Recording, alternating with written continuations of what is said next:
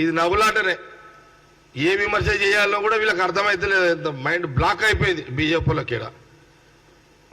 తెలంగాణలో బీజేపీల mind block అయిపోయింది అంతా. అందుకే నోటికి ఏదో వస్తే అది మాట్లాడుతున్నారు. ఇది కాంగ్రెస్ పార్టీ సీరియస్గా తీసుకోవాల్సిన అవసరం లేదు. బీజేపీ విమర్శలను కాంగ్రెస్ పార్టీ సీరియస్గా తీసుకోవాల్సిన అవసరం లేదు. ఇంకోటి ఏంది అని ఓకే, స్వాతంత్రం తీసుకొచ్చిన కుటుంబం యొక్క స్వాతంత్రాన్ని తీసుకొచ్చిన ఆనాటి మహాత్మా గాంధీ అంటే నెహ్రూ గారి మునిమన్మడు, స్వతంత్రం తెచ్చిన ఆ కుటుంబంలో మునిమన్మడు దేశమిర్చి పారిపోతాడు అనే మాట కాంగ్రెస్ పార్టీ సీరియస్గా తీసుకోదు. ఆ విమర్శకు వాల్యూ లేదు. ఈ మాట ఎవరు అన్నారు?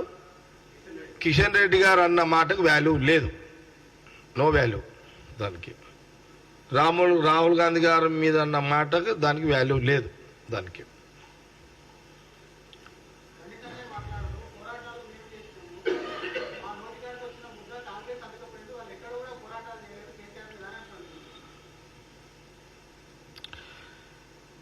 బండి సంజయ్ గారు,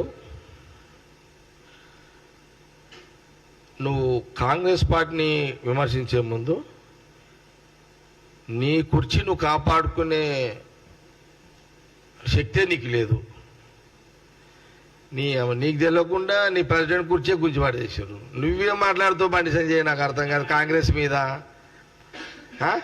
నువ్వు అట్లనే కూర్చొని నీ కుర్చీ గాయం చేసి పడేశారు కిందికేసి. మీరు తోపులమని ఎందుకు మాట్లాడతారు? మళ్ళీ ఏంది ప్రశ్న అది? నీకు అరే మమ్మల్ని నోటిగాడ ముద్ద అది నోటిగాడ ముద్ద అనేది మేం పెడితే అంటే ప్రజలు పెడితే ఇది దూరం వచ్చేట. కానీ నువ్వు కూర్చొని కుర్చీ గాయం చేసింది నీ పార్టీ. నిన్ను దానికే దిక్కు లేదు, నువ్వు దానికే సోయి లేదు నీకు. నువ్వు ఇక ఎవరో పెట్టే ముద్ద గురించి మాట్లాడుతున్నావు నువ్వు. ఏమని ఇక అది మూటగా అయిపోతుంది. కింద కూర్చొని కుర్చీ గాయం చేసింది. ఇది ఏం మాట్లాడుతావు బండి సంజయ్ గారు మీరు? అంటే V6 రాజు ఏమంటుండంటే, జగ్గారెడ్డి కష్టకాలంలో పనిచేసిండు, గవర్నమెంట్ వచ్చే టైంకి ఇట్లా అయిపోయింది జగ్గారెడ్డి బతుకు అని మన రాజు అడుగుతున్నాడు. V6 పరిస్థితి ఏదైనా ఒకటేలే, ఏముంది భయం ఉంది అట్లా. జగ్గారెడ్డి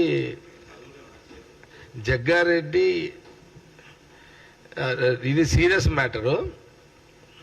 నాది కూడా నేను చెక్ చేసుకుంటా ఒకసారి వాస్తవం కూడా.